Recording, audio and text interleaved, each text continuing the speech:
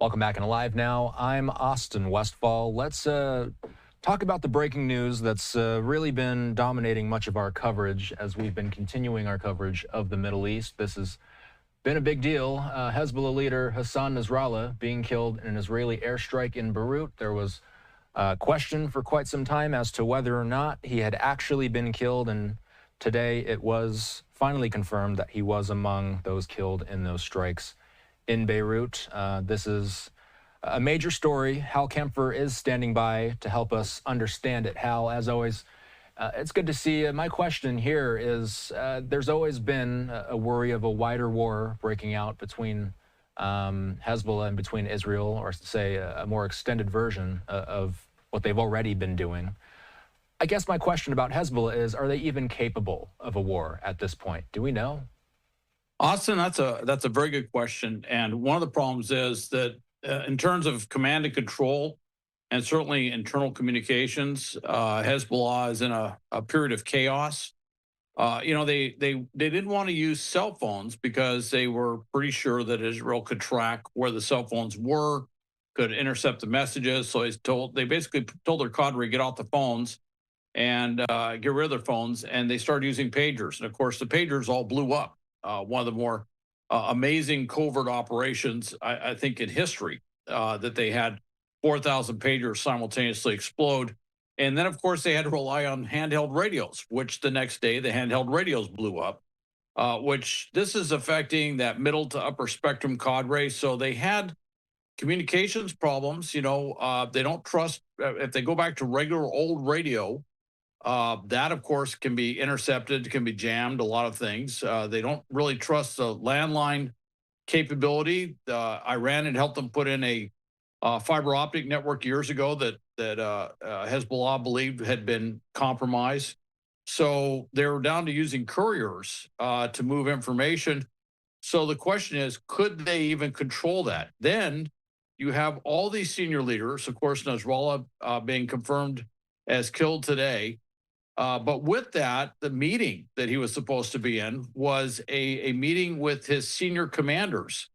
And we have not heard how many senior commanders have been taken out. But in terms of command structure, they've been, if not eviscerated, severely degraded.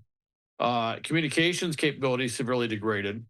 And then, of course, the where they launched this huge array of missiles that they have from has been constantly targeted, as have the missile caches and drone caches themselves. So that's a really good question, which is, what can they manifest? And Israel's very smart. Nobody looks at Hezbollah, certainly in southern Lebanon, closer than Israel. They have been doing intelligence preparation for these operations or this operating environment for decades. They've been getting ready for something like this, and they know the ground. And I don't think any strike there is happenstance. Everything's been thoroughly thought out, vetted, thought through. And so I think they deliberately have taken Hezbollah to this point where, the decision that they want to see happen is that Hezbollah backs down, pulls its forces off the border. That's what they want to see. They want to see a decisive defeat, not necessarily destruction, but a defeat of Hezbollah. That's one of their strategic goals. And how do you get them there? Well, if you look at everything they've accomplished so far, it seems very much in line with that objective. How do they pick new leadership? Are there even any people left to fill that role? Or would we be talking about the supreme leader of Iran possibly at this point? It won't see a supreme leader of Iran, Ayatollah Khamenei. Interestingly, word came out this morning that his security forces have moved him to a, quote, undisclosed location. So he is now gone to ground. Obviously, they're very concerned that he could be next on the list. That would be a serious escalation if they were to take out the ostensive head of state, if you will, for another government, which is, Iran. That would be a little bit different than taking out the head of a big terrorist or paramilitary group. But with that, there are those who are lined up. His deputy chief, if you will, is standing by. There's a couple of names that are being floated back there as as folks that will step in to do that. But it's interesting; they haven't had to pick a new leader in 32 years, and that was when Nasrallah's predecessor was assassinated by Israel, and Nasrallah came to power. So it's not like these are well-oiled gears for replacement of the top personnel, because many of these folks, Al Shukr, the guy that was taken out, that was the head of their entire military wing, the head of their rocket and drone forces that was taken out, the head of their special operations forces were taken out. These are literally kind of like what could euphemistically called the OG of Hezbollah. These are the original plank holders of the Hezbollah organization that go back decades and decades. So, in replacing senior leadership like that, there isn't a really well-oiled machine within Hezbollah to do that. They replace commanders and stuff on a regular basis, but these senior level positions, they've been in there forever and ever. And so what that does is, and this is probably part of the calculus that Israel's been using, is that it will be magnify the disruptive effect. Because, for example, with Nasrallah, the whole position that he filled was basically an embodiment of his personality, the way he does things, because he'd been there for over 3 decades. And the same is true with other things. So you have this magnified disruptive effect when you take these guys out. So it'll be interesting to see who they pick. But I would imagine if you're in the room at this point and everybody's voting for you to be the next head of Hezbollah, you got to be thinking in your mind that that may not be a long-term job, because Israel's not only gunning for them literally, but they also they don't know how compromised they are, and they've got to be looking over their shoulder now and wondering just how much has Israel, Mossad, and its military intelligence forces, just how much have they infiltrated the ranks of Hezbollah? How many eyes are upon them in Lebanon every time they move around? You know, their communications capabilities, you know, just what is Israel capable of doing? And that's going to weigh into their decision of what they do from here. Do they do a massive retaliation, with the risk being that it would be the potential complete destruction of Hezbollah if Israel attacks en masse? Do they find some sort of middle ground, try to save face as best they can? And Iran's weighing the same thing. Iran does not want to go to war with Israel. And they love to push it up to the edge, but they don't want to go to war with Israel. And they realize they're now at a strategic inflection point. A wrong move could bring things down upon them, which could be the end of the theocratic regime in Iran as well. So it'll be interesting to see who they pick. It'll be interesting to see what their next steps are. I want to pull up a thread that we saw from Congressman Brad Sherman. He services a portion of Southern California that includes places like Chatsworth and Northridge. He says, "Thank you, Israel, for eliminating the biggest terrorist since bin Laden and for avenging the murder of our Marines. Hassan Nasrallah unleashed terror that claimed countless lives from Beirut to Aleppo to Buenos Aires to Israel. Hezbollah led the deadliest attack on U.S. Marines since Iwo Jima, orchestrated the worst terror attack in Argentina's history, and helped Assad slaughter thousands. Nearly 41 years after Hezbollah killed 241 U.S. service members in the 83 barracks attack, and a decade after Hezbollah and the Assad regime killed 500,000 Syrians, Nasrallah has finally been brought to justice. His elimination, like that of bin Laden, makes the world safer." I wanted to bounce this off of you, Hal. Is this the most significant kill we've seen since bin Laden? Well, I definitely think it is. Bin Laden was incredibly symbolic, of course, because of 9/11. But Hezbollah has been, attacking the U.S. and attacking around the world. They are by far the most sophisticated terrorist organization on the planet. I've taught, tens of thousands of first responders, law enforcement, others dealing it with counterterrorism, terrorism prevention.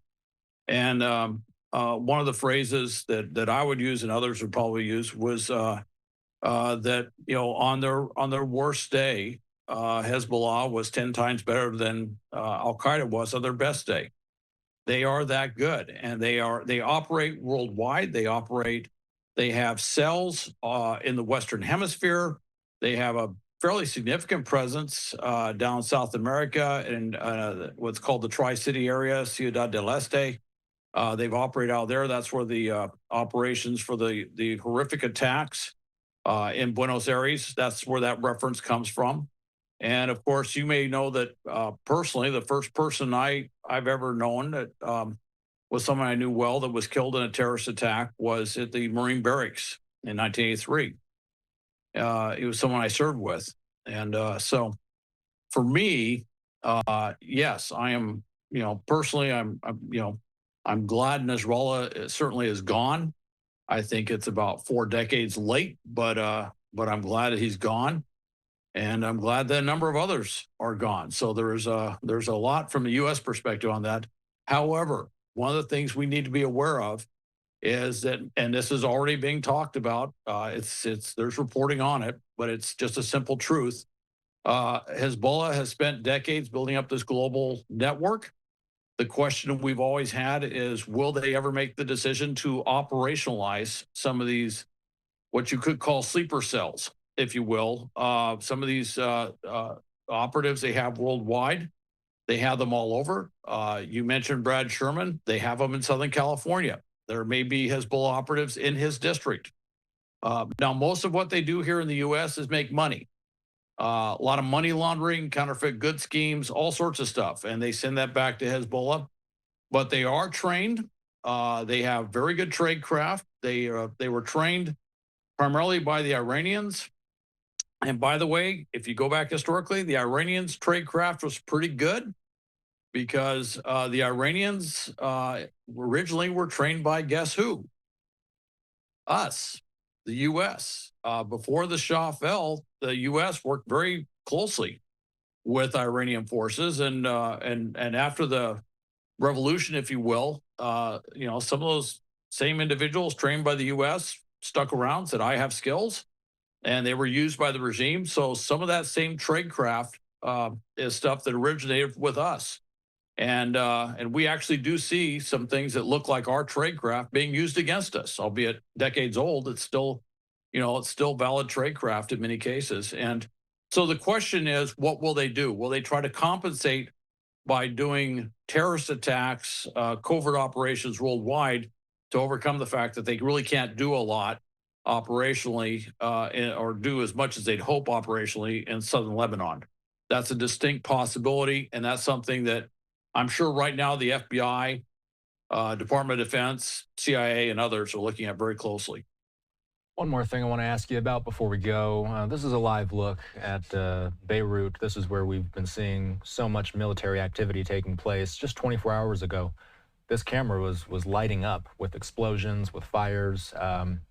Just from what we can tell from this camera, it appears, at least in this portion of the region, that there's less activity tonight. I got to ask you about Hamas, Hal. You and I were talking offline that the IDF claimed that the military wing of Hamas has been defeated, and the group is now operating as a guerrilla operations. That's according to a news outlet, KAN, citing unnamed IDF sources. This report was also picked up by the Jerusalem Post. To hear about something like the military wing of Hamas being defeated, Hal, that sounds like a pretty big deal. Has Israel made that much progress on their two closest regional foes, Hezbollah and Hamas, at the same time? Austin, honestly, if not for Nasrallah being killed, that might be the big headline today. That is huge. Now, keep in mind, it was from unnamed officials, so it wasn't like an official declaration. But basically what they're saying is that the military side, the organized military resistance, and that means brigades, battalions, larger tactical units out there, certainly anything operational, has been defeated. And that was one of the goals of Israel and the IDF going into this, was to defeat Hamas militarily. They have done that. Now, like many large organizations, and certainly we experienced this firsthand in Iraq, that when the regular military forces disappear, you end up with insurgents and, if you want to call them insurgents or guerrilla type attacks where they rely on things that are in that what we call low intensity conflict spectrum. Terrorist type attacks, what we might call sapper type attacks. Ambushes, use of improvised explosive devices in just to blow things up or to set them in. All these sorts of things that are not organized battalion, brigade, large level maneuver force, if you will, or huge defensive force resistance, but these things where they just try to cause casualties. They're still going to have to deal with that. About 2 weeks ago, I heard a senior Israeli commander, IDF commander, saying that it might take another year for them to clear out all of that guerrilla style resistance, but they're doing it very methodically. Again, something that's been kind of overshadowed by the events in Lebanon was that Israel is trying to move all the civilians out of northern Gaza, and they're going to go in and basically do a very detailed sweep of northern Gaza to include Gaza City to go after all these remnant Hamas and Palestinian Islamic Jihad remnants in there, these guerrilla forces in that area. Something that when they're moving through doing maneuver, they had to move, and sometimes they have to kind of bypass or just clear and then move on.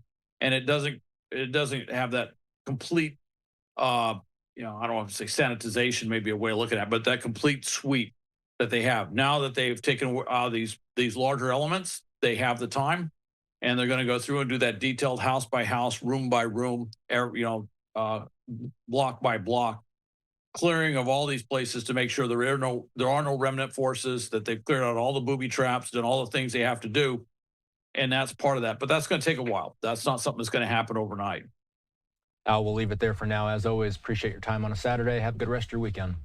Okay, you too, Austin. Let's slide away for a quick break. We're back in